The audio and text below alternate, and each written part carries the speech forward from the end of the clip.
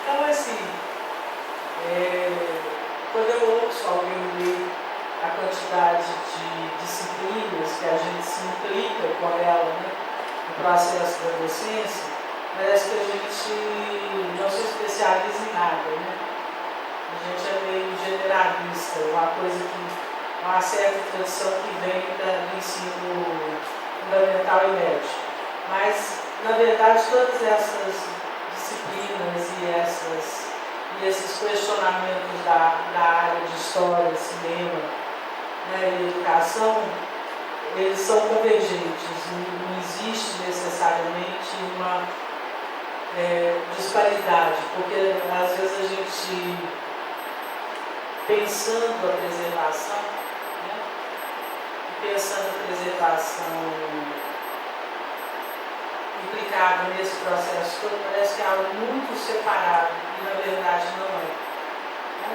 Tem a ver com nossas questões de cidadania, tem a ver com o nosso direito à memória, né? Tem a ver com o nosso direito à história. E eu, como historiadora, não tenho como, né, deixar isso passar. Então, assim, na verdade, essa minha questão, quando eu resolvi colocar o título de Questões do Ensino, da Preservação e Recuperação dos Acervos Fílmicos, para espantar menos as pessoas, porque, na verdade, eu, a princípio, tinha pensado em tratar de problemas. Eu não vou tratar de problemas, mas vou tratar de questões, né, que não deixam de ser problemas, mas que apontam alguma perspectiva, não de solução, mas de encaminhamento para essas questões. Então, assim,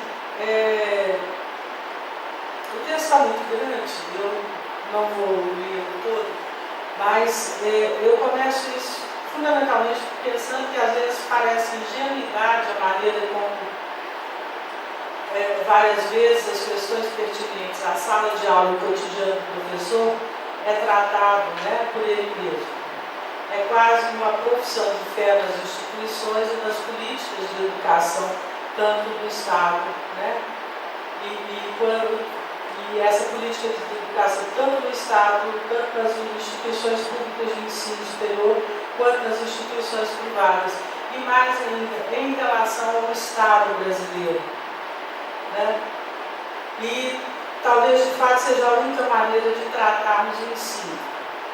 Assim, né, quando se tem a vivência do ensino de disciplinas com características muito específicas, que demandam conhecimento interdisciplinar e a construção de uma pedagogia, né, que enfrente as dificuldades das disciplinas em questão, além do desenvolvimento de uma didática que exige inventar e reinventar do passo a passo, utilizado para fazer com que o aluno apreenda, né, e mais do que aprender, aprender a operar com aquele conteúdo que o torne mais sedutor, mais charmoso, que ao fim do processo o aluno perceba que sua maneira,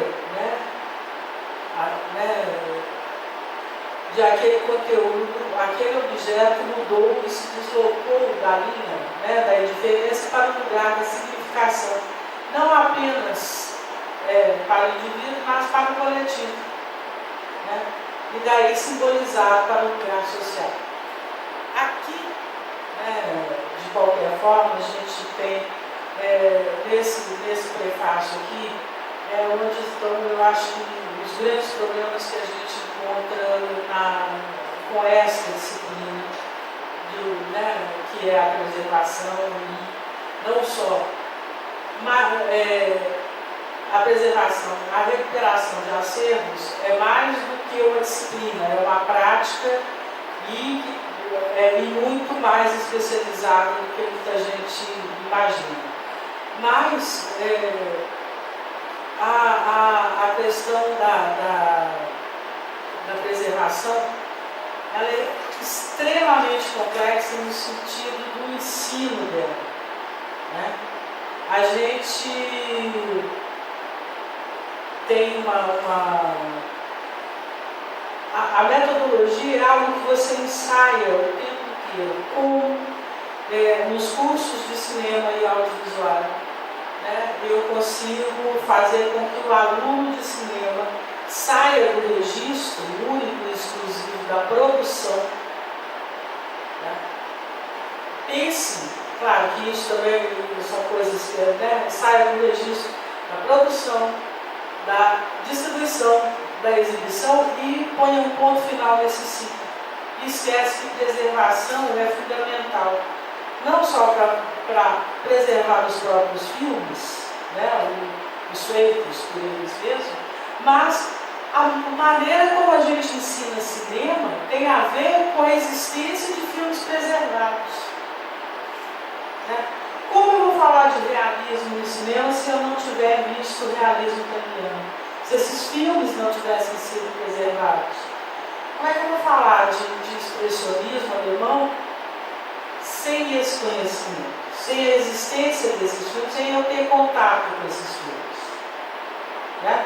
Como é que eu posso falar das nossas, quer dizer, pelo menos para mim, né, dos meus queridos filmes musicais brasileiros, né, sem eu ter podido ver esses filmes? Eu escrevi uma dissertação e uma tese, né, uma dissertação de mestrado e uma tese de doutorado. Se eles não existissem, ainda preservados, eu não conseguiria ter feito este trabalho. Assim como eu, são muitos pesquisadores, né? São muitos. E ainda tem uma questão que é complexa nesse processo todo, que muitas das vezes os nossos próprios colegas professores não se tocam da própria necessidade da preservação e da criação. Não é só de aí a gente extrapola da metodologia de ensino, de uma pedagogia específica, de uma didática, né, que seja, como eu estou dizendo aqui no texto, charmosa, interessante, mas mais do que isso, né? Como é que eu crio uma mentalidade para preservação? Aí a gente não pode ficar preso só ao fato de que a gente não tem história, nós somos um povo que não tem memória. Isso é uma falácia a respeito da gente, né? A gente vai, são mitos que a gente vai utilizando deles ao passar dos anos, ao longo do tempo, para nos deixar na zona de conforto. Se eu não tenho história, eu não preciso aprender história. Eu não preciso, ou muito, eu preciso saber das datas que aparecem como feriado. Se eu não tenho memória, né, eu não preciso lidar com essa memória de uma forma que me faça mais do que relembrar, mas que saiba que isso tem uma implicação, isso me afeta diretamente. Né? A memória das cidades, a memória das ruas, a memória dos bairros. Né? Então, assim, e aí a gente está, né, quem é do cinema, quem está no cinema, tem que pensar o tempo todo que a gente ensina cinema, seja cinema brasileiro, seja cinema mundial, seja o que for, nós estamos lidando com memória. O filme que você viu, acabou de fazer hoje, ele está já no passado. Então todo filme é histórico. Todo filme é memória. E se a gente não lida com isso, né, na preservação, pensando na preservação, pensando que precisamos mais do que apenas uma disciplina nos cursos de cinema e audiovisual, né, seja ele no ensino público, seja ele no privado, né, essa memória ela não vai ficar. E a própria questão da materialidade, não é só da memória histórica, da memória pessoal, da memória, né, do passado, mas a própria materialidade. Ali, na preservação, certo? Quando você pega um filme que está com danos, que está cheio de problemas, tá? Você tem da ciência e da técnica. Quando você vê resultados como a gente... eu vou falar na primeira pessoa, mas como eu vi ontem na mostra de cinema de Ouro Preto, que é uma mostra voltada para a apresentação e para essa temática, você assim, consegue fazer todo um paralelo, traçar, mais do que fazer um paralelo, traçar mesmo toda uma linha no tempo do que vem sendo as aquisições técnicas e tecnológicas, científicas, para que a gente lide com o filme de uma outra maneira. Então, nele mesmo está a própria história da ciência e da técnica. E a gente tem um problema muito sério com os alunos tanto é um problema, é uma questão difícil para professores e um problema muito sério para os alunos, que não conseguem ultrapassar a linha do ciclo de produção só. Eu produzo e o que eu vou fazer? Produzia-se em película. De vez em quando ainda se produz, mas cada vez mais em digital. E mesmo em digital, o que eu vou fazer com o meu filme? O que eu vou fazer com o digital? Como é que eu vou conservar? O que eu vou... Sabe? E não pensando num acervo mundial, não estou pensando num acervo que é produzido por um curso de cinema que tem 200 e poucos alunos. Como é que isso... Como nós vamos fazer isso? E cada trabalho de conclusão de curso, e a cada semestre você tem uma produção de 15, 20 filmes, curtas, todos os exercícios experimentais, ficcionais, documentais. E a gente não tem, e sequer se exercita a metodologia de catalogação desses filmes. Então, este problema é uma das questões mais sérias a ser enfrentada, e não é pelo professor específico, que sou eu, de uma disciplina específica, mas é o professor de direção, é o professor de roteiro, é o professor de iluminação, é o professor de história do cinema brasileiro ou de história do cinema mundial, independente de qual disciplina que ele dá, nos cursos, tanto de cinema e audiovisual, quanto nos cursos. Hoje a museologia também já tem disciplinas nessa área, e a história faz uma conversa muito próxima com o cinema.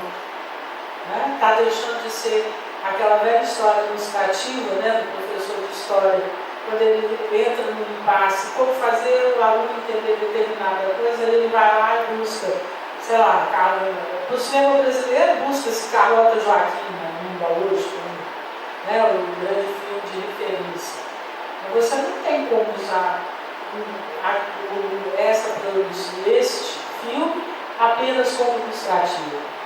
O professor de história está cada vez mais exigido de que ele entenda, que ele saiba desse cinema, que ele conheça o processo de produção, que ele conheça mais, alguma coisa a mais, do que simplesmente dizer que aquele filme esclarece algumas coisas sobre o nosso processo de Brasil Império. Ou que a gente vai buscar Danton, do Vargem, que também não é um filme sobre a Revolução Francesa. É um filme sobre a Polônia dos anos 80. Então, como é que eu faço essa transição? Quer dizer, na verdade, quem aponta um pouco dentro da área do cinema, só para esclarecimentos, quem faz a melhor leitura é o historiador, o Robert Garnton, que tem uma leitura de Danton que é das melhores. Mas E se Danton não existisse mais?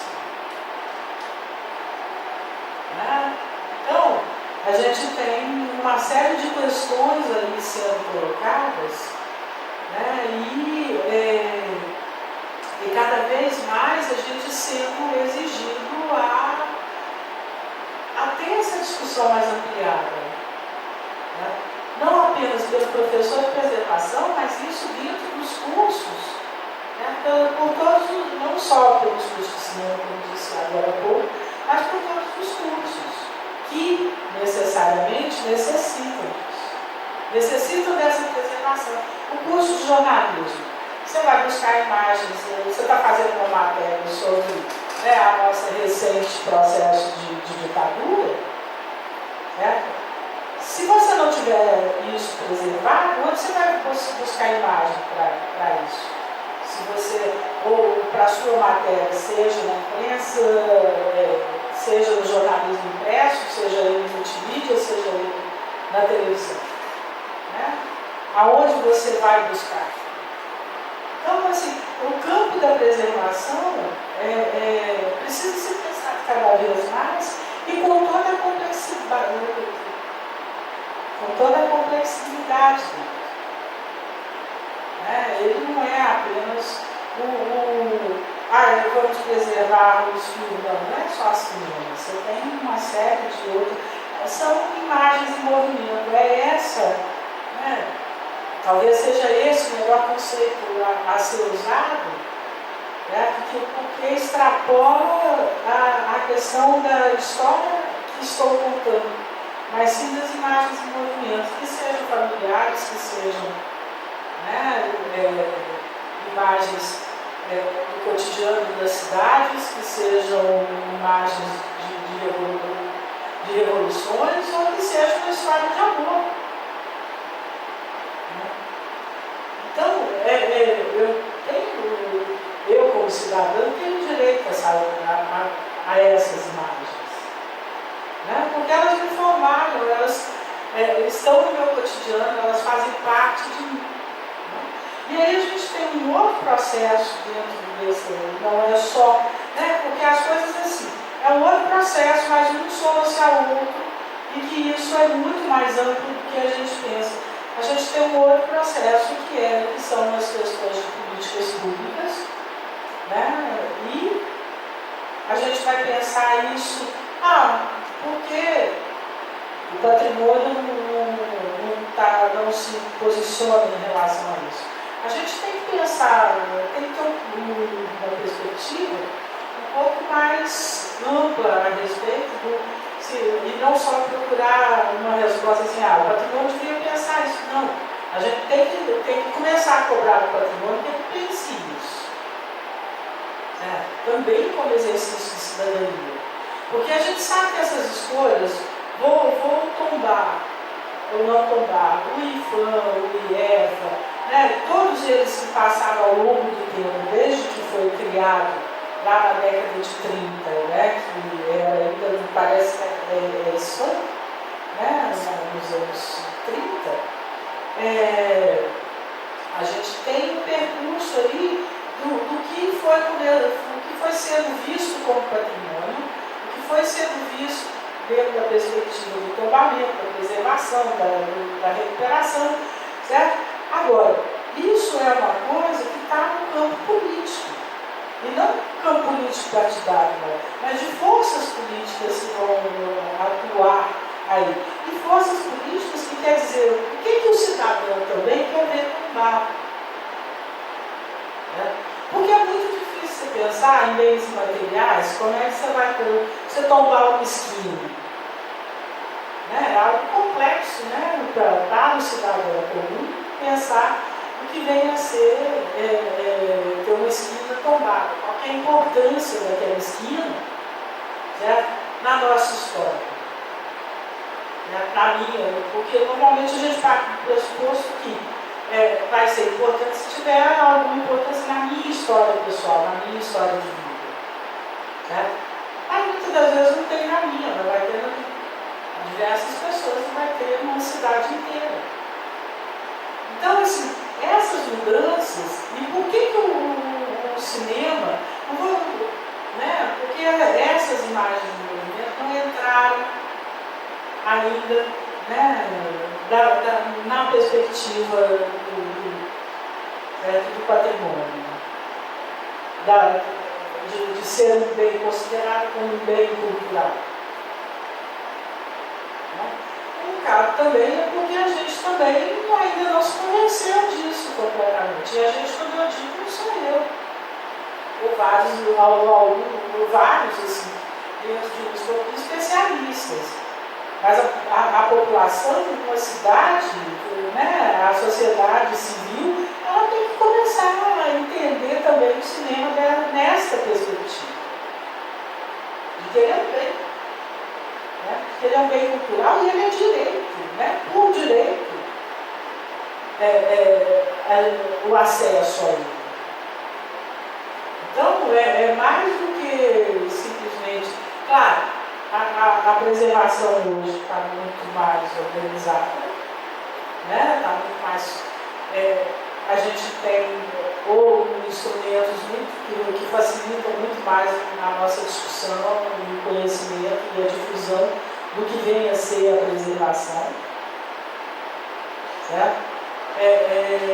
Acho que muitos de nós, há alguns anos, se a gente colocar isso para 15, 20 anos, talvez realmente não soubessem, não pensassem como é que eu preservo um filme, parece que é uma coisa natural, né? Vou ver uma amostra de cinema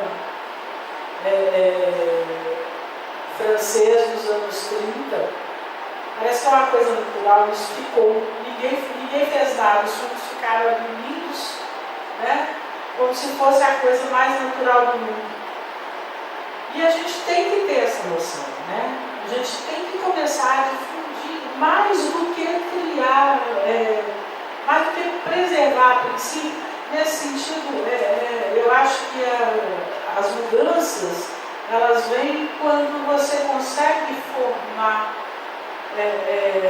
uma mentalidade, quando você consegue criar um pensamento para a preservação. Você consegue, sabe, do cinema e do audiovisual, das imagens de movimento, quando você consegue algum... E o trabalho é de guerrilha, né? O trabalho é trabalho de guerrilha. É aquela coisa de você ensina, você vai, você fala, você faz, você perde às vezes a paciência, você, né, fica chocada com as atitudes, com o descaso, mas é um trabalho de guerrilha. Você está ali no pé todo dia. Né? E isso, assim, eu sou completamente, eu sou uma criança desse processo.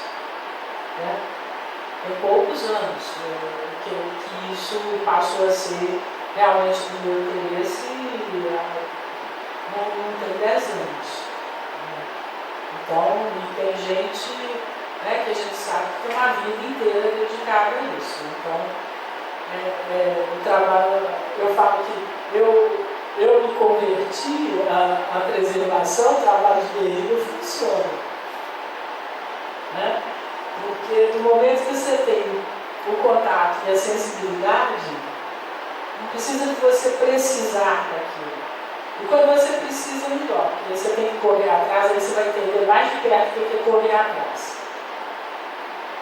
Né? De coisas que não existem, ou que estão muito difíceis de serem encontradas, ou que estão verificadas. Né? Os danos são muito grandes. Agora, o dano maior nesse processo é o nosso, né? É para a nossa sociedade civil, para a nossa, para a memória e a nossa história.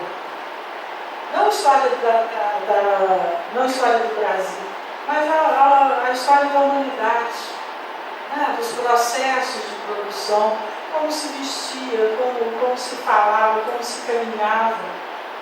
Né? O que era? É uma perspectiva histórico-antropológica, porque o que essas imagens nos dão a conhecer? Nos dão a conhecer o que era ser gente em outros momentos, em outras épocas, que é uma coisa que a gente acha que né? Eu sempre falo isso para os meus alunos, o homem das cavernas chegando na caverna e vai lá e passa a mão na parede e acende a luz. Né? Porque parece que é uma coisa básica, né? É simples a gente acender a luz. Aí você pensar que o cara tem que ir lá, tem que morar no fundo da caverna, quanto mais fundo melhor, porque ele se protege de animais, ele se protege do frio.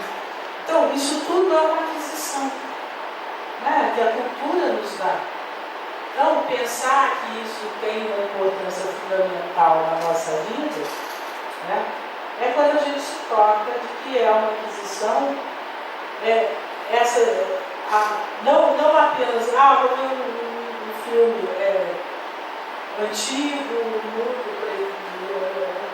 antigo, mudo, preto e branco. Não é apenas o fato de ser, não é ser cult, né? Mas é a revelação de um mundo que a gente não viveu, que não é o nosso, né? É aprender a quantidade de gentes, né? Como diz a Margaret Mead, a antropóloga, que a antropologia nos ensina a entender as gentes, né? A diversidade. Assim são as imagens em movimento. Né? E a área da preservação, eu acho que cada vez mais dentro dessa perspectiva sabe, porque qual que é o ganho real aí? Não é que eu vou ter mais acerto, né? Mas eu vou ter mais conhecimento sobre o que é ser homem, o que são as sociedades, de como isso é visto, né? O que como é me vestir, como é amar, como é comer, quais são quais foram e quais são ainda essas possibilidades dentro da sociedade que a gente vive. E aí a gente toca numa outra coisa. É um empreendimento caro, né? É um empreendimento que também não pode ser a formação não se dá da noite para o dia, né? Que a gente tem uma série de empenhos a fazer quando você vai para essa área. Mas, por um outro lado, a gente também tem essa coisa. São as instituições públicas, são as instituições privadas, as quais a gente tem que cobrar esse empenho também, junto com a gente. Né? Eu falava de políticas públicas e isso a todo momento, não é apenas eu vou reconhecer as imagens do movimento audiovisual como bem cultural. Não. Você pode, qualquer instituição pública, o Estado, né, e o próprio governo pode reconhecer isso, mas é mais do que reconhecer o que é que eu vou fazer, certo? Para que isso aconteça de uma outra forma, para que não fique apenas no reconhecimento, né?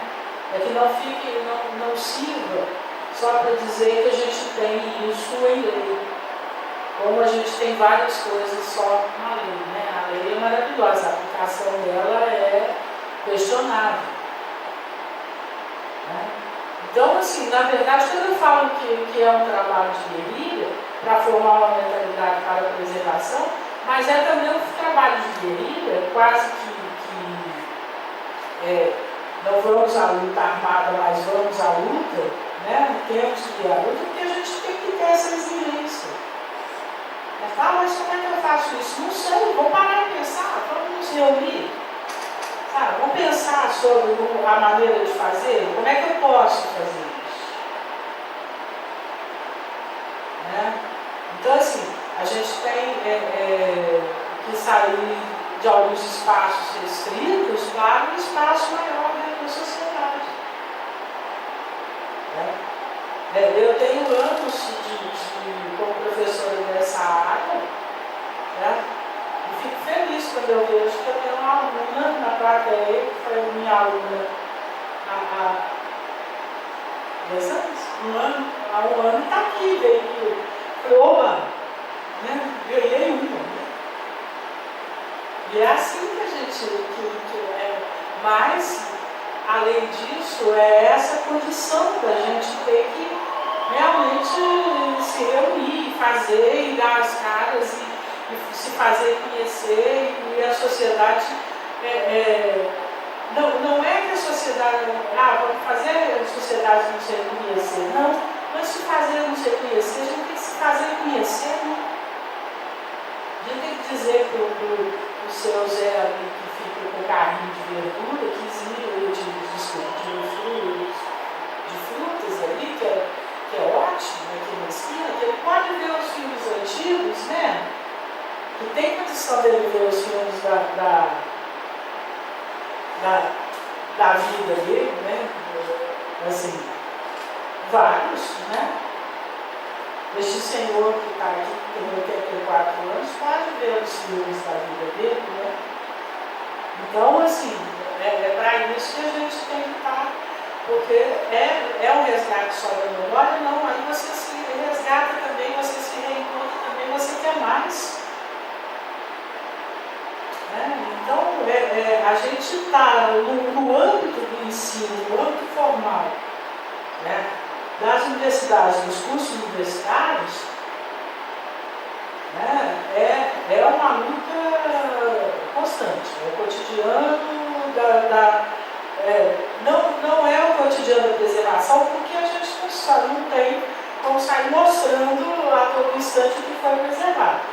Mas é aquele cotidiano de você falar, olha, você viu isso, você sabe o que está acontecendo isso.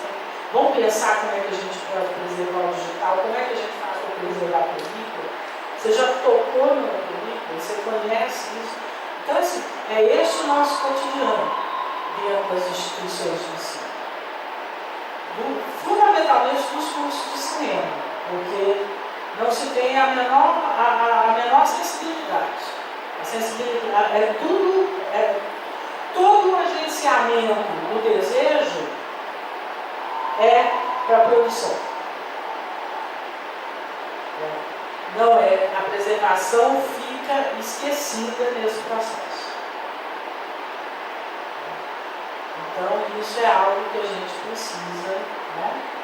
E a gente ainda tem as questões, claro, que aí nós temos uma questão de política e nós temos uma questão cultural, né? O que essas coisas significam e quais as ressignificações que a gente dá para elas ao longo, né, de todo o processo. Quanto mais você aprende, quanto mais você faz na preservação, quanto mais você vê, mais você quer, mais você ressignifica, mais você tenta passar isso, né, para não só seus alunos, mas para todo mundo. Por outro lado, a gente tem também as limitações da cultura, porque da cultura, eu estou falando de cultura no sentido antropológico mesmo, porque aí, por outro lado, a gente tem o que é importante, o que é interessante, qual o recorte que eu faço. Tudo isso significa também pontuações da cultura, não só pontuações de perspectivas do político na vida, né? Dos interesses. Então, casar tudo isso, a pesquisa com o ensino, né? com as políticas públicas, com a cultura e com uma ação efetiva, é muito complexo, mas eu ainda acho que a única maneira da gente fazer isso é coletivamente, é junto. Não é eu aqui, o outro lá, não. É coletivamente. E aí é fundamental na história de todos nós que a gente, né, faça alguma coisa eficaz, efetiva. Meio que botar o bloco na rua. Existe uma coisa que é preservação. No caso, né, de Belo Horizonte, a gente tem, né, um centro de referência audiovisual e isso, as pessoas precisam saber que existe. A gente tem um curso de cinema que tem uma disciplina de preservação e eu adoraria que não fosse só uma, que fosse várias.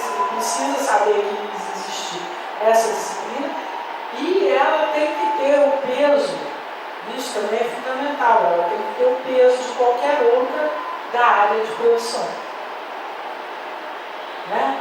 Porque senão o que vai acontecer? A gente vai continuar tendo, não sei onde está meu filme, eu não sei como ele foi catalogado, depois entrei na biblioteca, eu fiz isso ou aquilo, não sei para aonde foi parar, né? Para que lado, em qual lugar está, que estava jogado as traças, não, você mesmo, nem você tendo cuidado. Né? Que dirá as instituições, ou mesmo a biblioteca da instituição, ser capaz de catalogar da forma como você acha que deveria ser catalogado o seu filme, que é de tanta importância para você. Então, eu só acho que a gente tem, cada vez mais, né, a necessidade, o direito e o dever de estar fazendo isso, né, pensando, né, a preservação, porque uma coisa que preservar os acervos de imagem e movimento, a necessidade de preservar os acervos de imagem e movimento, se criar uma mentalidade para a preservação, pois não de uma forma aleatória as imagens, as narrativas das imagens em movimento contam histórias sobre o que de alguma forma constitui as pessoas e constitui o país, né? Imagens às quais eu acho que todo mundo tem direito. Né? Então, é basicamente isso. Se alguém tiver alguma dúvida,